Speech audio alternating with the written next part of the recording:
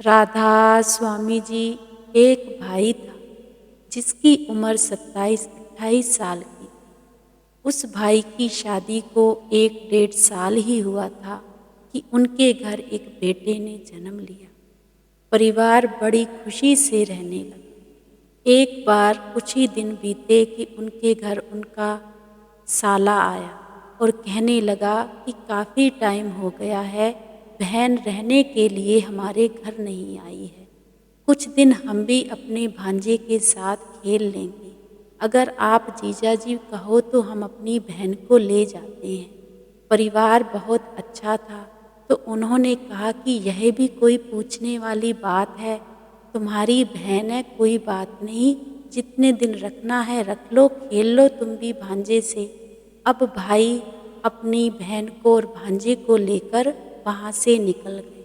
जब घर से निकले ही कुछ दूर पहुँचे ही कि बहुत बड़ा एक्सीडेंट हो गया, जिसमें भाई भी, भांजा भी और उसकी वाइफ भी सभी खत्म हो गए। दोनों भाई बहन और बच्चा खत्म हो गए। अब जब परिवार वालों को पीछे पता लगा तो जो उसके हस्बैंड थे तो वह बहुत दुखी हुए कि यह क्या हो गया है।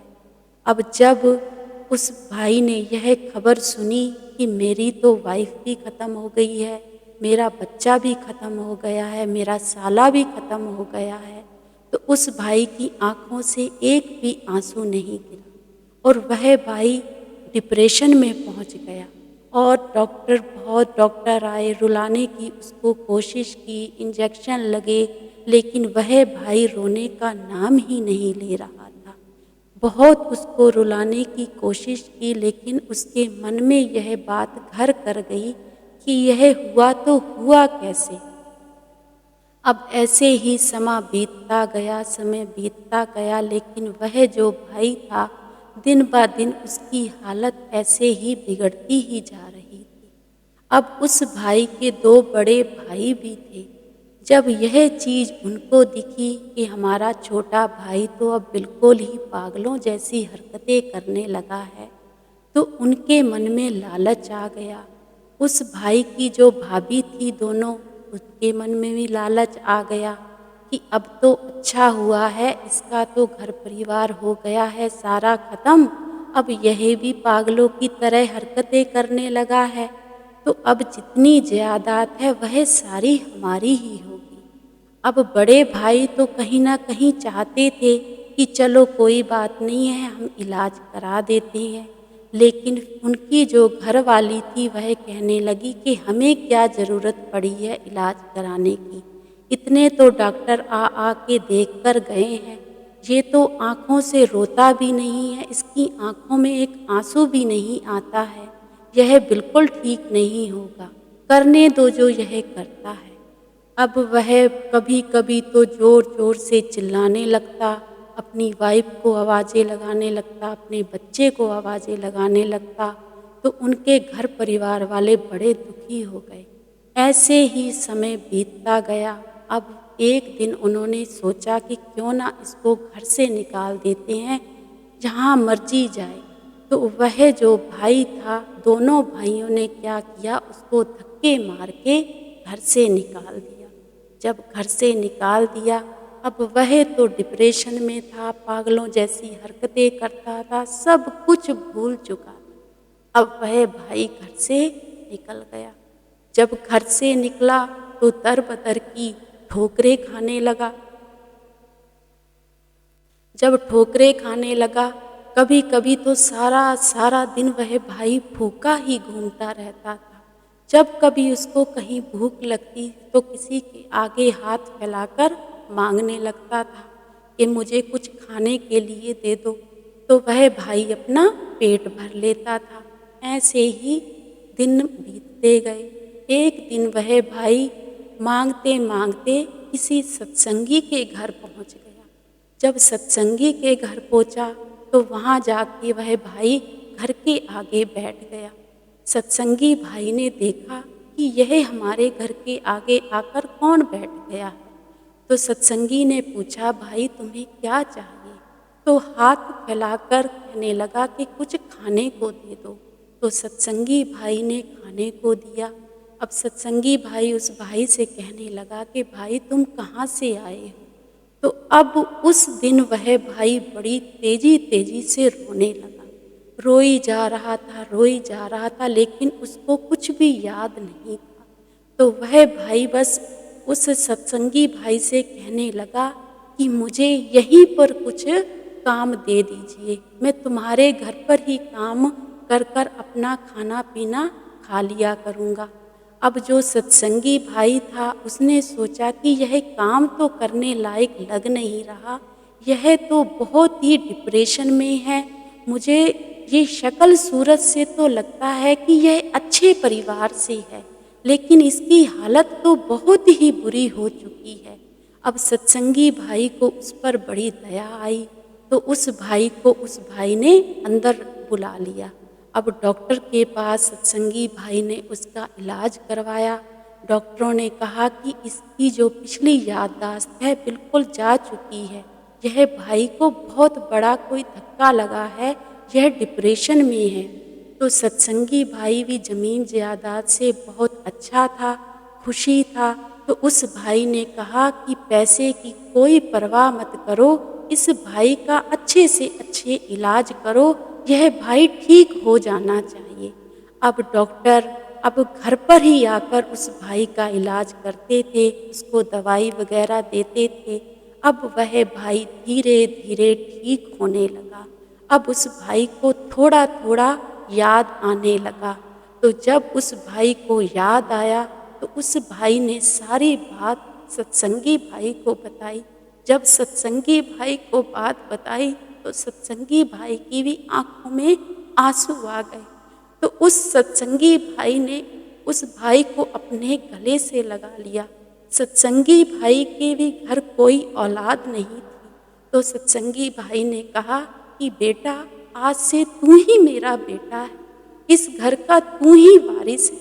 अब उन दोनों में बहुत प्यार हो गया। अब सत्संगी भाई ने उस भाई की शादी भी करवा दी। अब शादी करवाकर उस भाई का परिवार बहुत खुश हो गया। जब शादी हो गई तो अब वह जो भाई था वह सत्संगी भाई को पापा कहकर बुलाने लगा। तो कहने लगा कि पापा आप किसको मानते हो? तो सत्संगी भाई ने कहा कि बेटा हम तो बाबा जी को मानते हैं, वह ब्यास में रहते हैं।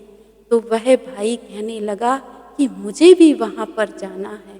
जब उस भाई ने यह बात सुनी तो सारी बात सत्संगी भाई ने बताई कि वहाँ पर तो बहुत ही मन शांत होता है बेटा। अब सत्संगी भाई अपने बेटे को लेकर अपनी बहू को लेकर ब्यास चले गए।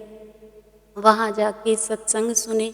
काफ़ी सत्संग सुनने के बाद उस भाई ने भी नामदान ले लिया, उसकी वाइफ ने भी नामदान ले लिया। अब वह बहुत खुशी खुशी से रहने लगे। अब जब वह जो भाई था, भाई बहुत अपना भजन सिमरन करने लगा, इतना भजन सिमरन करने लगा, कभी कभी तो वह सारा दिन ही भजन सिमरन पर बैठा रहता था। क्योंकि सत्संगी भाई ज़्यादा अच्छी थी तो कोई काम काज करने की ज़रूरत ही नहीं होती थी, उनके घर नौकर चाकर ही इतने थे। तो वह जो लड़का था अपना काम काज देख लेता था, उसे कोई चिंता ही नहीं होती थी, तो फिर से अपने भजन सिमरन पर बैठ जाता था। अब इतना भजन सिमरन करने लगा कि मालिक की उस पर बहुत दया हो गई। अब कुछ समय बीता तो उसके मन में एक दिन फिर से वही बातें याद आ गई कि मेरे साथ ऐसा कैसे हो गया। फिर से वही उसके दिमाग में बातें घूमने लगी।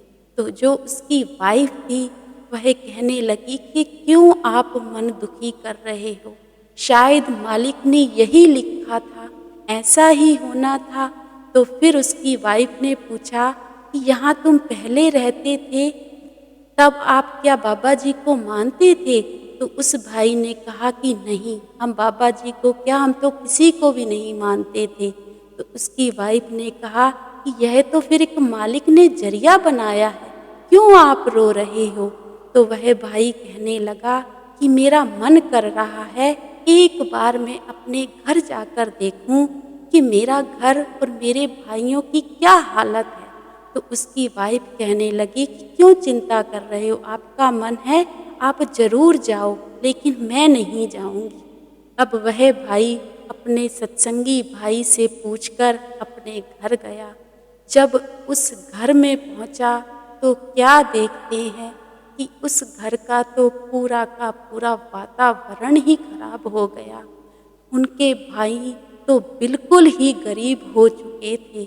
जब भाइयों ने अपने भाई को देखा तो वह तो देखकर हैरान हो गए कि यह कौन है, यह कैसे आ गया यहाँ पर। यह तो ऐसे लग रहा है जैसे कोई सेठ बन गया हो। जब वह भाई उनके घर पहुंचा तो भाइयों की इतनी बुरी हालत कि उस भाई से देखा ही नहीं गया।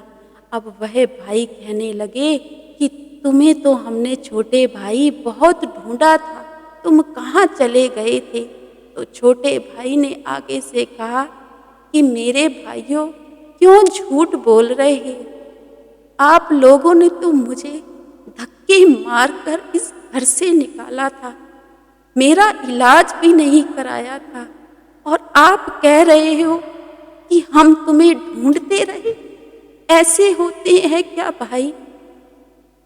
मेरा तो सारा कुछ ही खत्म हो गया था, आप लोगों ने भी मुझे नहीं बख्शा।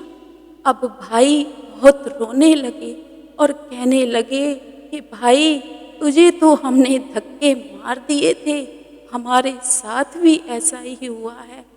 तेरी जयादात भी हमें मिल गई, उस जयादात से हमने सोचा हम कुछ ना कुछ बना लेंगे, लेकिन हम नशे में ही इतने लीन हो गए कि हमारा तो पूरा घर परिवार ही बर्बाद हो गया है। जो बड़े भाई की घरवाली थी वह तो आज बेड पर है, उसका तो हमसे इलाज भी नहीं हो रहा, और जो मेरी घरवाली थी वो तो मुझे छोड़कर ही चली गई है। हमारा तो पूरा परिवार ही खत्म हो गया है। मेरे भाई, तू सुना, तू कैसा है? तो वह भाई आगे से कहने लगा कि मैं तो शुक्र करता हूँ उस मालिक का कि उसने ऐसा जरिया बनाया कि मैं इस घर से, मैं तो कहता हूँ वह टाइम ही बहुत किस्मत वाला था जब तुमने मुझे धक्के मारकर इस घर से निकाला। भाई, आज तो मैं इतना खुश हूँ क्योंकि मेरे पास तो ऐसी चीज़ है कि मैं किसी को बता ही नहीं सकता। अब वह भाई कहने लगे, बताओ तो सही, तुम्हारे पास ऐसा क्या आ गया है?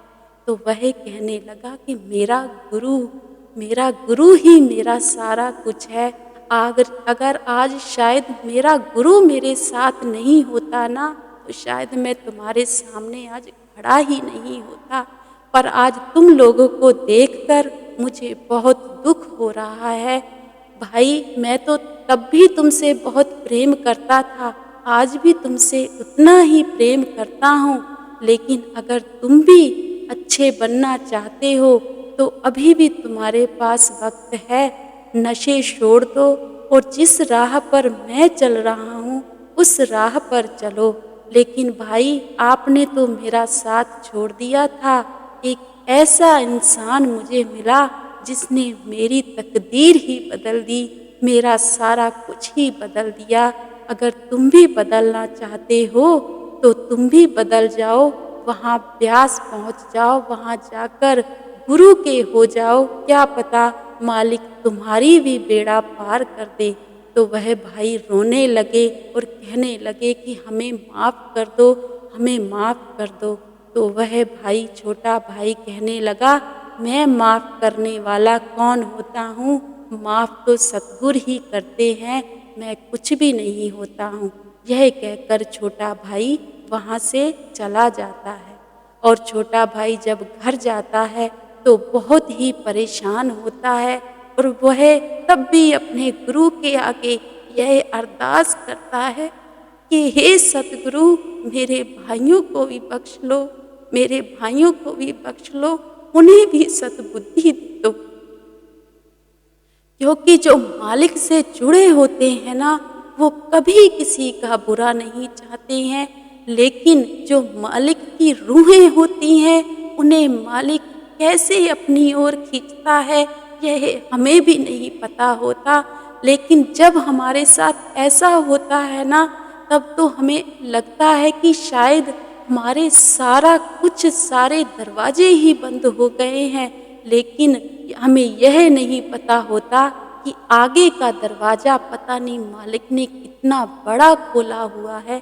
ऐसा ही उस भाई के साथ हुआ। वह भाई तो अपने घर बहुत खुशी से रहने लगा, लेकिन जिन्होंने धक्के मारे थे वह बहुत दुखी हो गए थे। पर मालिक की दया हो गई उन पर भी। वह भी गुरु के पास गए, ब्यास गए। वह भाई भी गुरु को मानने लगे। उन्होंने भी नामदान ले लिया। वह भी सतगुरु के हो गए। अभी भी इतना सब कुछ ठीक नहीं हुआ है, लेकिन धीरे धीरे मालिक उनका भी सब कुछ ठीक कर देगा। तो हमें यही इस साखी से सीख मिलती है कि मालिक सब कुछ करता है, बस हमें पता ही नहीं चलता कि आगे आने वाला टाइम हमारा कैसा होता है। बस हमें हमेशा गुरु के ही रहना चाहिए। गुरु के हो अगर हम हो गए तो गुरु कभी भी हमें अपने से दूर नहीं करता। राधा स्वामी।